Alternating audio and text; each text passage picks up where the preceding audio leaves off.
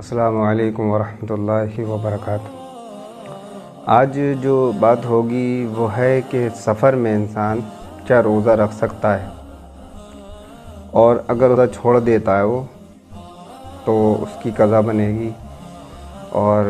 और इंसान जो सफ़र में जानबूझकर रोज़ा रख लेता है तो क्या उस पर गुनाह पड़ेगा या नहीं पड़ेगा।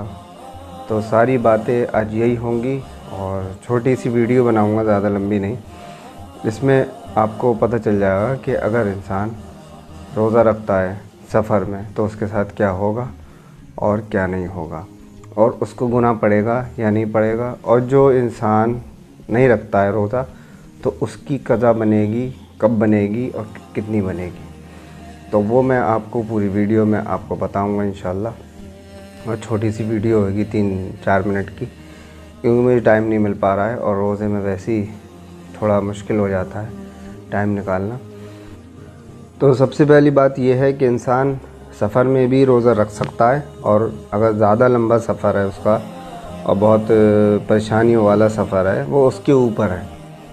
ख़ुद इंसान समझ सकता है कि मैं ये रोज़ा रख लूँगा अगर मैं ऐसे ऐसे रास्ते से गया। अब तो वो वाले सफ़र ही नहीं है जो सहाबा इकराम के ज़माने में रेगिस्तान में ऊँट पर के सफ़र हुआ करते थे। अब तो कार हैं, बस है और ट्रेन है, तो ये वाले सफ़र तो उनसे मैच होते नहीं हैं। 2 घंटे में इंसान आराम से 70-80 किलोमीटर पहुंच जाता है इस ज़माने में, तो ये वाले सफ़र नहीं है। और अगर इंसान चाहे तो रोज़ा रख सकता है, कोई बड़ी बात नहीं है। इंसान कारों में सफ़र कर रहा है, एसी होता है कारों में, आराम से इंसान रोज़ा रख सकता है। तो यहाँ ये पहले वाले जो लोग थे पहले ज़माने के, उनके लिए बहुत मुश्किल था कि सफ़र में रोज़ा रखना, कि वो रेगिस्तानों में जा रहे हैं और धूप इतनी तेज़, तो उन लोगों के लिए ये था कि वो रोज़ा ना रखें। तो जो सफ़र में रोज़ा नहीं रखने वाली हदीस है वो भी सही है, उसमें भी कोई प्रॉब्लम नहीं है। अगर इंसान छोड़ना चाहता है रोज़ा सफ़र में छोड़ सकता है, क्योंकि रसूलुल्लाह सल्लल्लाहु अलैहि वसल्लम से ये हदीस जो है वो मैं आपको बताता हूँ कि रसूलुल्लाह सल्लल्लाहु अलैहि वसल्लम ने देखा एक शख्स के पास सब लोग उसको मतलब छाई दे रहे हैं, बिल्कुल उसको साया दे रहे हैं, बिल्कुल मतलब धूप में।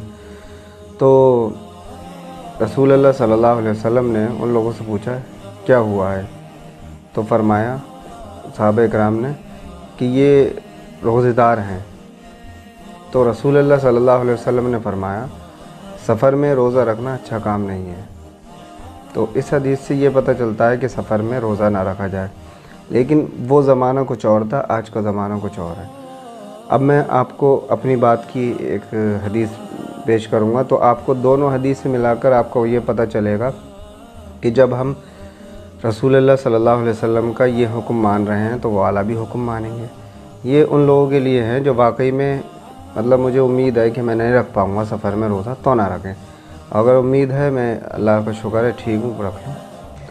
तो ये जो हदीस है ये आपको मैं बताता हूँ कि रसूलुल्लाह सल्लल्लाहु अलैहि वसल्लम के साथ एक सहाबी थे जिन्होंने सफ़र में रोज़ा रखा था।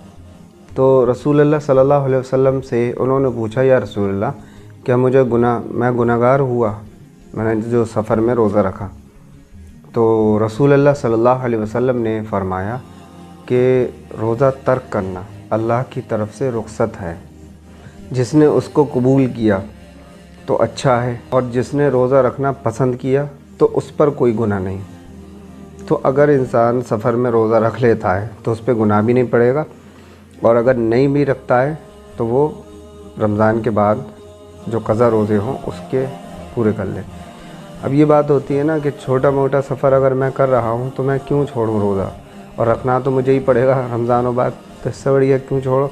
हाँ, अगर आपको ऐसा महसूस होता है कि मैं नहीं रख पाऊँगा, मेरी हिम्मत टूट जाएगी और मैं बेहोश भी हो सकता हूँ, तो नहीं रखें, बिल्कुल नहीं रखें, क्योंकि रसूलुल्लाह सल्लल्लाहु अलैहि वसल्लम की दोनों हदीसें आपको मानना है।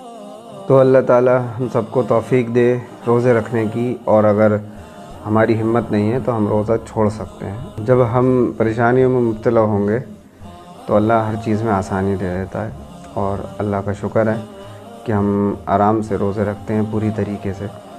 और सफ़र में भी हम रोज़ा रख सकते हैं अगर हिम्मत है तो, वरना नहीं। तो अल्लाह ताला हम सबको तौफ़ीक दे रमज़ानों में अमल करने की। अस्सलामु अलैकुम व रहमतुल्लाहि व बरकातहू।